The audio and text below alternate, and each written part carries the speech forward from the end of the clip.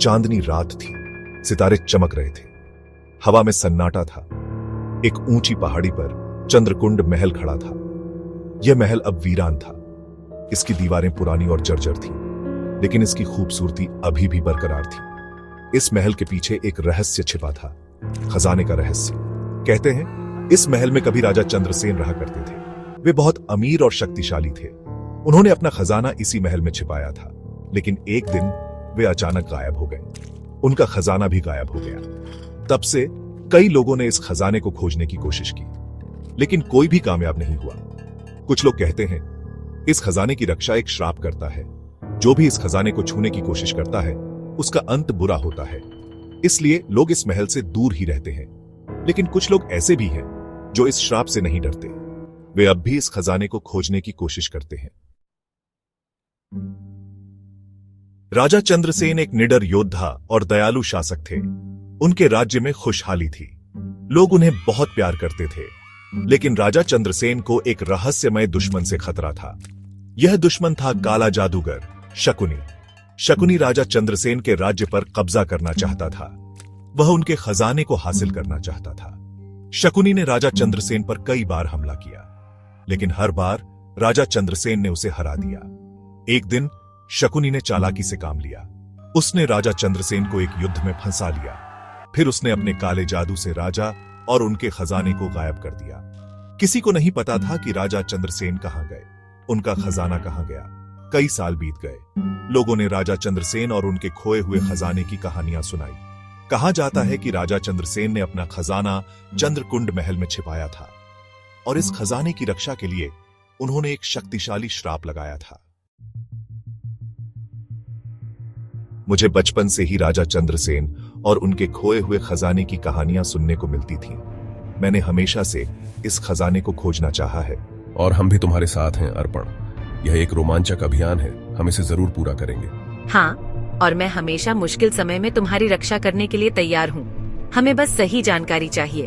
अर्पण के दोस्त बोनी और रिया भी उसके साथ इस साहसिक अभियान में शामिल होने के लिए तैयार हो गए। बोनी एक तकनीकी विशेषज्ञ था। वह हर तरह के गैजेट्स और उपकरणों का इस्तेमाल करना जानता था। रिया एक निशानेबाज थी। वह हमेशा मुश्किल समय में अपने दोस्तों की रक्षा करने के लिए तैयार रहती थी। तीनों दोस्तों ने मिलकर चंद्रकुंड महल और राजा चंद्रसेन के बारे में जानकारी इकट्ठा की। उन्होंने पुरानी किताबें पढ़ी, स्थानीय लोगों से बात की और इंटरनेट पर रिसर्च की। आखिरकार उन्हें एक प्राचीन पांडुलिपि मिली। इस पांडुलिपि में चंद्रकुंड महल के नक्शे और खजाने तक पहुंचने के रास्ते का जिक्र था। हमने सब कुछ पैक कर लिया है, टॉर्च, रस्सी, प्राथमिक चिकित्सा किट और खाने पीने का सामान। और हाँ, ये प्राचीन पांडुलिपि भी। हमें घने जंगलों, ऊंची पहाड़ियों और गहरी घाटियों को पार करना होगा। हमें तैयार रहना चाहिए। और रास्ते में हमें कई खतरों का सामना करना पड़ सकता है, लेकिन हम एक दूसरे का साथ देंगे और आगे बढ़ते रहेंगे। अर्पण, बोनी और रिया ने अपना सारा सामान पैक किया। उन्होंने अपने साथ टॉर्च, रस्सी, प्राथमिक चिकित्सा किट और खाने पीने का सामान रखा। उन्होंने उस प्राचीन पांडुलिपि को भी संभाल कर रखा। फिर वे चंद्रकुंड महल की ओर निकल पड़े।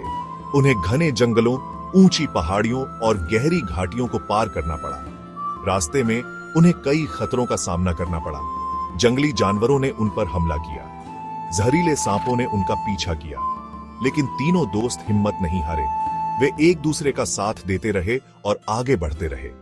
आखिरकार कई दिनों की यात्रा के बाद वे चंद्रकुंड महल पहुंच ही गए। महल वैसा ही दिख रहा था जैसा उन्होंने कहानियों में सुना था, वीरान, भूतिया और रहस्यमय। अरे, ये पांडुलिपि तो बहुत पुरानी है, हमें इसे ध्यान से पढ़ना होगा। हाँ, और महल के नक्शे को भी समझना होगा। शायद इसमें खजाने तक पहुंचने का रास्ता हो। देखो, यहाँ लिखा है कि हमें कई पहेलियों को सुलझाना होगा। पहली पहेली महल के मुख्य द्वार पर है। देखो, ये चिन्ह कितने अजीब हैं। मैं अपने गैजेट से इन चिन्हों का विश्लेषण करता हूँ। अरे, ये तो एक प्राचीन भाषा में लिखे गए हैं। मैंने अपनी किताबों में इसके बारे में पढ़ा है। इसका मतलब है जब सूरज डूबे और चांद निकले तो अपनी परछाई का पीछा करो। ठीक है, हमें सूरज डूबने का इंतजार करना होगा। जैसे ही सूरज डूबा और चांद निकला, देखो हमारी परछाइयां दीवार पर पड़ रही हैं। चलो अपनी परछाई का पीछा करते हैं। देखो, परछाई हमें इस गुप्त दरवाजे तक ले आई है। वाह, ये तो अद्भुत है। अब आगे क्या करना होगा? हमें और भी पहेलियां सुलझानी होंगी। चलो आगे बढ़ते हैं। गुप्त दरवाजा खुलते ही हम एक लंबी अंधेरी सुरंग में पहुंच गए। हवा ठंडी और नम थी। चलो टॉर्च जलाते हैं और आगे बढ़ते हैं। सुरंग में कई मोड़ हैं, हमें ध्यान रखना होगा कि रास्ता न भटक जाए। हाँ, नक्शे का पालन करते रहो।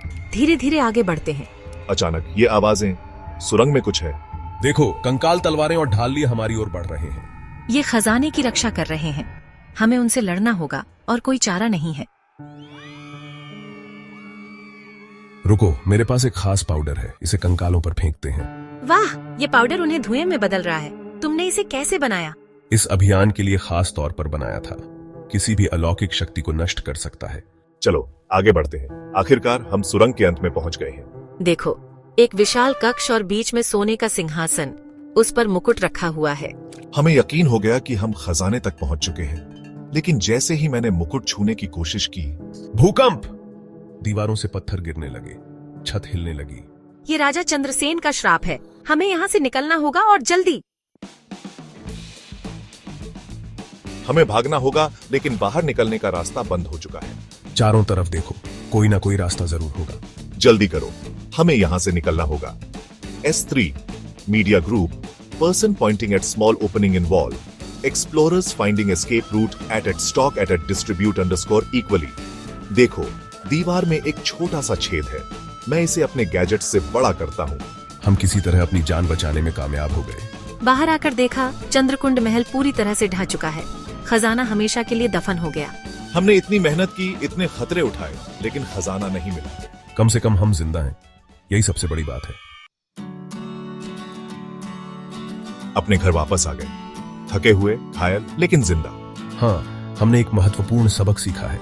कुछ रहस्य ही अच्छे होते हैं। राजा चंद्रसेन और उनके खजाने का रहस्य हमेशा के लिए दफन हो गया, लेकिन हमारी दोस्ती और मजबूत हो गई। एक दूसरे का साथ निभाना, यही हमारे लिए सबसे बड़ा खजाना है।